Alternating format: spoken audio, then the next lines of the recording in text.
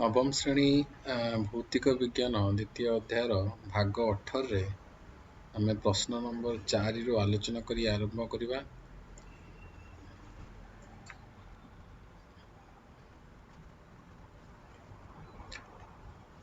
प्रश्न नंबर 4 पचारि निम्नलिखित गुड़िक उदाहरण दे बुझ।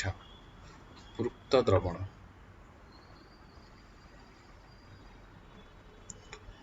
पृक्त द्रवण कौन जानी ना जो द्रवण रे एक निर्दिष्ट तापमात्रा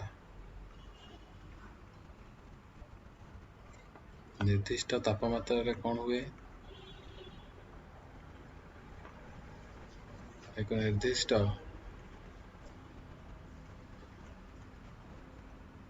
परिमाणर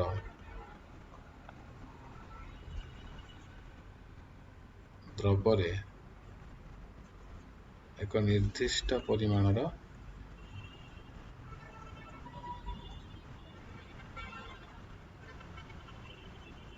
द्रावक मिसी थाए।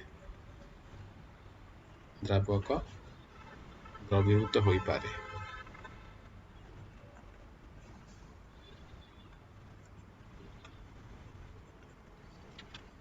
एहाठू अधिक द्रावक द्रवीभूत हो पारिबो नाही। द्रवीभूत हो पारिबो नाही।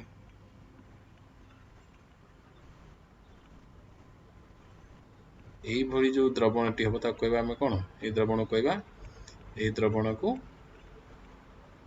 पृक्त द्रवण कहबा। अर्थात द्रवणटा एमिति एक अवस्था रे पहुंची जिवो जहा परे आउ अधिक द्रव द्रवीभूत हेबो नाही द्रावक रे। उदाहरण धर गोटे ग्लास एक ग्लास रो जल और 2 चामच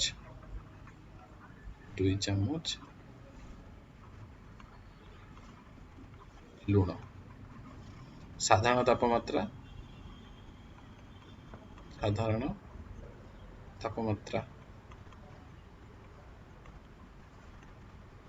तारे 2 चामच लूण गोली हो 3 चामच लूण नबा आउ गोली हेबो नाही। अर्थात द्रवणटी पृक्त हो गला आउ अधिक गोली हेबो नाही। तापरे नेक्स्ट पचारछि कोन विशुद्ध पदार्थ कोन पचारछि विशुद्ध पदार्थ। विशुद्ध पदार्थटा कोन आमे देखिबा एबे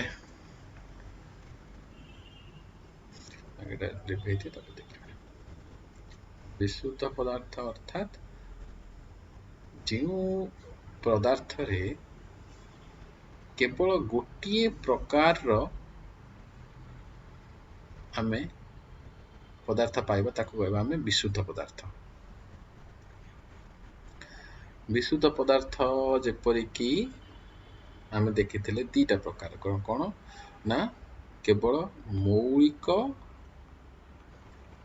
और यौगिक एमाने होचंती विशुद्ध पदार्थ। अर्थात एमानंकर रासायनिक संरचना अनुजाई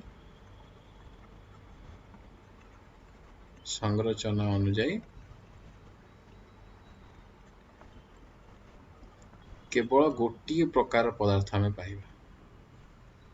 केवल गोटे प्रकार पदार्थ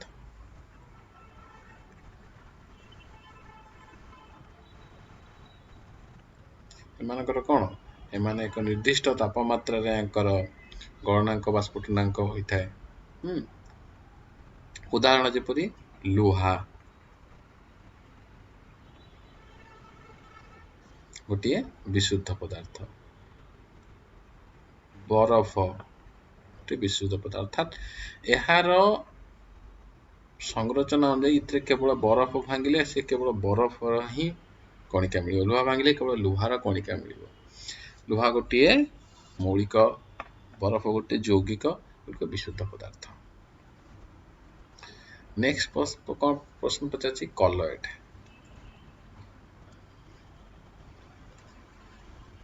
तो କଲଏଡ୍ ଯିବା ପୂର୍ବରୁ ଆମଟା ବୁଲି ଦିଏ ଟିକେ ନା। କଲଏଡ୍ ଏକ ଅସମଜାତୀୟ ମିଶ୍ରଣ। ଅସମଜାତୀୟ ମିଶ୍ରଣ କିନ୍ତୁ କଲଏଡ୍ର କଣିକା ଗୁଡ଼ିକ ସମାନ ଭାବେ ଚାରିଆଡ଼େ ଖେଳେଇକି ଥାନ୍ତି, ସବୁବେଳେ ଗୋଟେ ଜାଗା ରହିନଥାନ୍ତି, ସମାନ ଭାବେ ଖେଳେଇ ଥାନ୍ତି। ଏମାନେ ସ୍ଥାୟୀ, ମାନେ ଥରେ କଲଏଡ୍ ସୃଷ୍ଟି ହେଲା ମାନେ ସେଟା ସୃଷ୍ଟି ହେଲା, ସେ କଲଏଡ୍ଟା ସବୁବେଳେ ପାଇଁ ସେ କଲଏଡ୍ ଅବସ୍ଥାରେ ହିଁ ରହିବ, ଏମିତି ନୁହେଁ ଯେ ଅଲଗା ଅଲଗା ହେଇଯିବେ। ତେଣୁ ଏଟା ସ୍ଥାୟୀ ମିଶ୍ରଣ। ଆଉ ଏଗୁଡ଼ିକ କଣିକା ଗୁଡ଼ିକ ଖାଲି ଆଖିକୁ ଦେଖାଯାଆନ୍ତି ନାହିଁ। କଣିକା ଖାଲି ଆଖିକୁ ଦେଖାଯାଆନ୍ତି ନାହିଁ।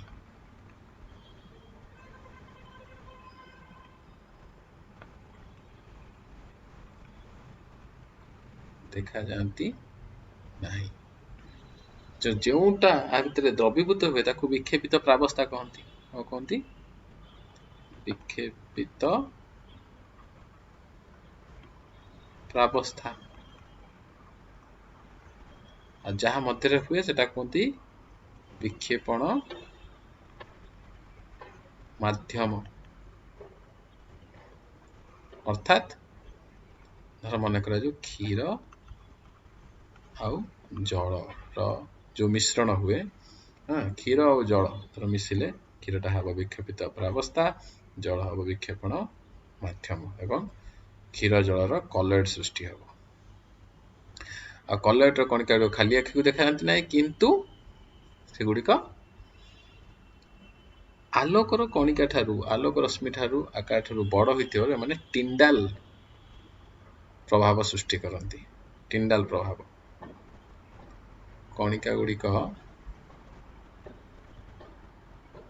ଆଲୋକ ରଶ୍ମି ଠାରୁ ବଡ଼ ହୋଇଥିବାରୁ, ଆଲୋକ ରଶ୍ମି ବଡ଼ ହୋଇଥିବାରୁ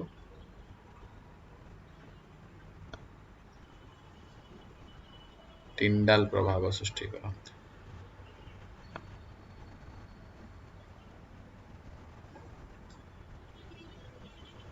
କେମିତି ନା ବିଚ୍ଛୁରଣ କରନ୍ତି, ଆଲୋକକୁ ବିଚ୍ଛୁରିତ କରନ୍ତି। ଆଲୋକ ବିଚ୍ଛୁରିତ କରନ୍ତି।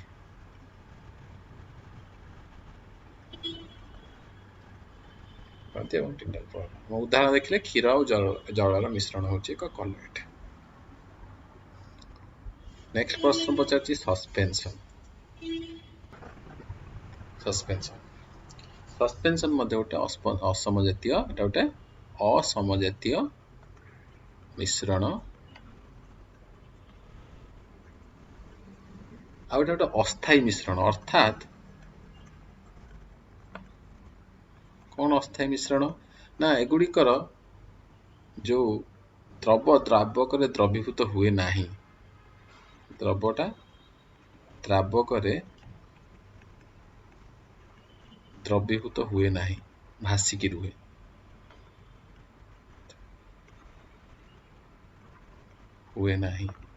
ଅର୍ଥାତ୍ ଭାସମାନ ଅବସ୍ଥାରେ ରହେ।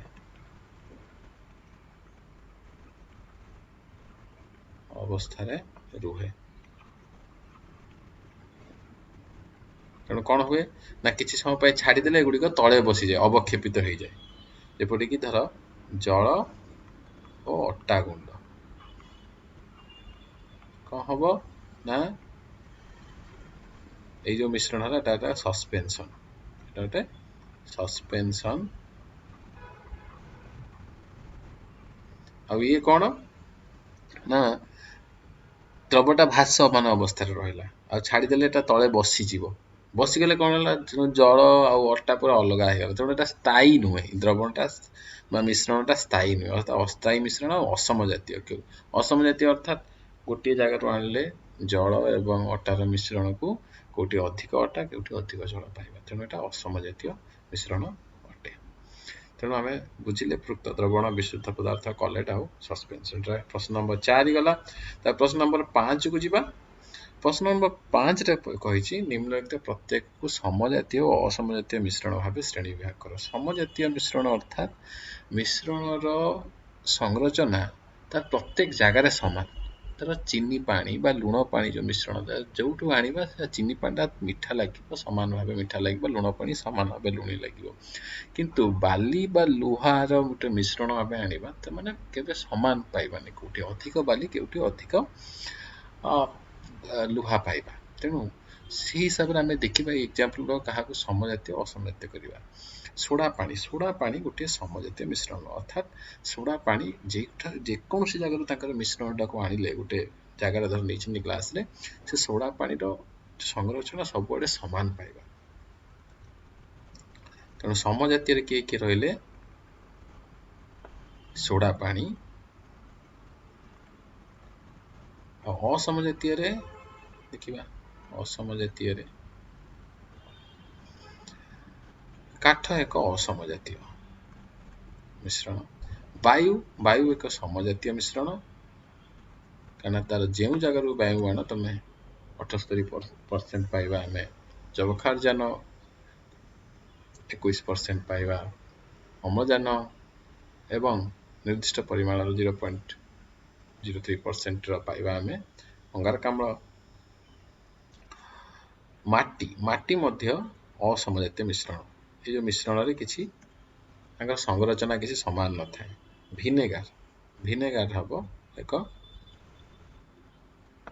ସମଜାତୀୟ ମିଶ୍ରଣ। ଆଉ ଛଣା ଚାହା ଛାଣି ସାରିଲା ପରେ, ନହେଲେ ଛଣା ଚାହା ନ ହୋଇଥିଲେ ତାହା ଅସମଜାତୀୟ ମିଶ୍ରଣ ହେଇଥାନ୍ତା, କାହିଁକିନା ସେଥିରେ ଚାହା ପତି ଆଉ ଚାହା ଯେଉଁ ମିଶ୍ରଣଟା ସେଇଟା ଅସମଜାତୀୟ, କୋଉଠି ସମାନ ଭାବେ ସେମାନେ ମିଶି ନଥାନ୍ତି। କିନ୍ତୁ ଛାଣି ଦେଇଥିବା ଚାହା ଯେଉଁଥିରେ କି କ୍ଷୀର ଏବଂ ଚିନି ମିଶିକି ଥାନ୍ତି ମୁଖ୍ୟତଃ, ସେ ଯେଉଁ ମିଶ୍ରଣଟା ସମଜାତୀୟ ମିଶ୍ରଣ, କାରଣ ସବୁଆଡ଼େ ସମାନ ଭାବେ ମିଠା ଆଉ ସମାନ ଲାଗିଥାଏ। ତେଣୁ ଏଇଟା ହେଲା ସମଜାତୀୟ ଅସମଜାତୀୟ ଆମେ ମିଶ୍ରଣ ପୃଥକୀକରଣ କଲେ ପ୍ରଶ୍ନ ନମ୍ବର 5ରେ। ପ୍ରଶ୍ନ ନମ୍ବର 6, ତୁମକୁ ଦିଆଯାଇଥିବା ଏକ ରଙ୍ଗହୀନ ତରଳ ବିଶୁଦ୍ଧ ପାଣି ବୋଲି କିପରି ଜାଣିବା? ପ୍ରଥମତଃ ପାଣି ବା ଜଳ ହେଉଛି ରଙ୍ଗହୀନ ଆଉ ସ୍ୱାଦହୀନ। ଆମେ ଦେଖିବା, ସ୍ୱାଦ କରିକି ଦେଖିବା ଯେ କି ସ୍ୱାଦ ଲାଗୁଛି, କି ମିଠା, କି ଖଟା, କି ପିତା କି ଲାଗୁଛି। ଯଦି ଏଗୁଡ଼ା କିଛି ନ ଲାଗୁଛି, ଏଇଟା ହେଲା ପ୍ରଥମ ଯେ ଠିକ୍ ଅଛି, ଏଇଟା ହେଲା ଜଳ ହେଇପାରେ। ନେକ୍ସଟ ଆମେ କ'ଣ କରିବା? ତାକୁ ଆମେ ଗରମ କରିବା। ଯଦି 100 ଡିଗ୍ରୀ ସେଣ୍ଟିଗ୍ରେଡରେ ବାଷ୍ପୀଭୂତ ହେଲା, ତାହେଲେ ଜାଣିବା ଏଟା ଜଳ, କାରଣ ଜଳ 100 ଡିଗ୍ରୀ ସେଣ୍ଟିଗ୍ରେଡରେ ବାଷ୍ପୀଭୂତ ହୁଏ। ଆଉ ବାଷ୍ପୀଭବନ ପରେ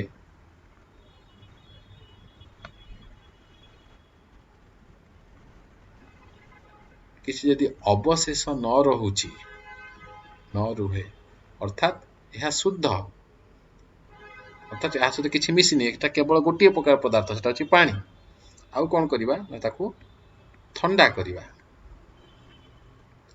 ଥଣ୍ଡା କଲେ କ'ଣ କରିବା? ଦେଖିବା 0 ଡିଗ୍ରୀ ସେଣ୍ଟିଗ୍ରେଡରେ ଏହା ବରଫରେ ପରିଣତ ହେବ, ଅର୍ଥାତ୍ ଜଳଟା ବରଫରେ ପରିଣତ ହେଲା 0 ଡିଗ୍ରୀ ସେଣ୍ଟିଗ୍ରେଡ। ତେଣୁ ଏଇସବୁ ଯଦି ଗୁଣ ପରିବହନ କରୁଛି, ତାହେଲେ ଏଟା ଆମେ ଜାଣିବା ବୋଲି ଜଳ ବା ପାଣି ବୋଲି। ତେଣୁ ଗୋଟେ ଶୁଦ୍ଧ ତରଳ ଦିଆଯାଇଛି ବିଶୁଦ୍ଧ, ତାକୁ ପାଣି ଜାଣିବା ପାଇଁ ଏଇସବୁ ପରୀକ୍ଷା ଆମେ କରିପାରିବା। ତ ଆମେ ଆଜି 4, 5 ଏବଂ 6 ନମ୍ବର ପ୍ରଶ୍ନ କଲେ। ଏହା ପର ଭାଗରେ ଆମେ ଦେଖିବା 7, 8, 9, 10 ପ୍ରଶ୍ନ କରିବା।